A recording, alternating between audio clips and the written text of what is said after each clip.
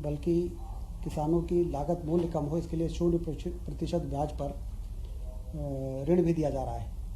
उसी कड़ी में आज उस योजना को निरंतर बनाए जाने का निर्णय लिया गया है, जिसके तहत 3 लाख रुपए तक का लोन दिया जाता है। वर्तमान वर्ष में 23,000 करोड़ रुपए वितरण का लक्ष्य रखा गया है और 0% ब्याज पर ऋण देना जारी रहेगा।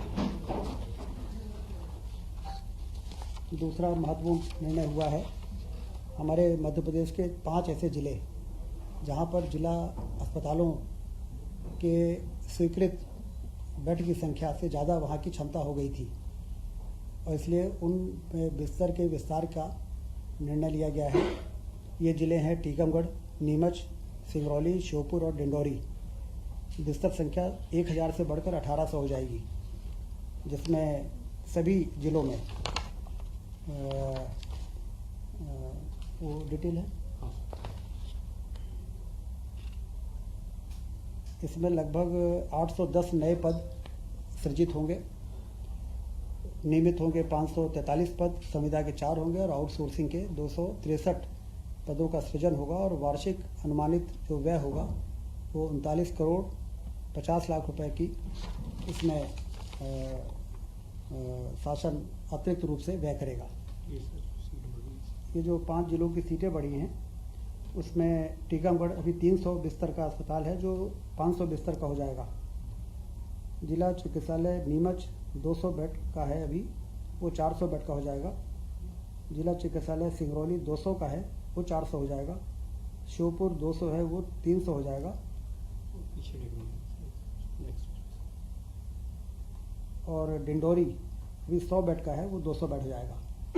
इससे इन आदिवासी बाहुल्य इलाकों में काफ़ी स्वास्थ्य सुविधाओं के विस्तार में काफ़ी एक महत्वपूर्ण निर्णय हुआ है। सतत विकास लक्ष्य सस्टेनेबल डेवलपमेंट गोल जो तय हुए हैं, उसमें जैसा कि हम सब जानते हैं कि संयुक्त राष्ट्र द्वारा निर्धारित जो लक्ष्य हैं उसकी प्राप्ति के लिए सभी को 2030 तक इन लक्ष्यों को प्राप्त करने में मध्य प्रदेश अग्रणी राज्य रहे, इसके लिए आज इसका मूल्यांकन और ऑनलाइन डैशबोर्ड का रखरखाव, डैशबोर्ड आधारित रैंकिंग अनुसार उत्कृष्ट जिलों को पुरस्कृत किया जाएगा। प्रथम जिले को 1 करोड़, द्वितीय जिले को 75 लाख रुपए का पुरस्कार दिया जाएगा। प्रशिक्षण और कार्यशाला के माध्यम से सुधार भी किया जाएगा।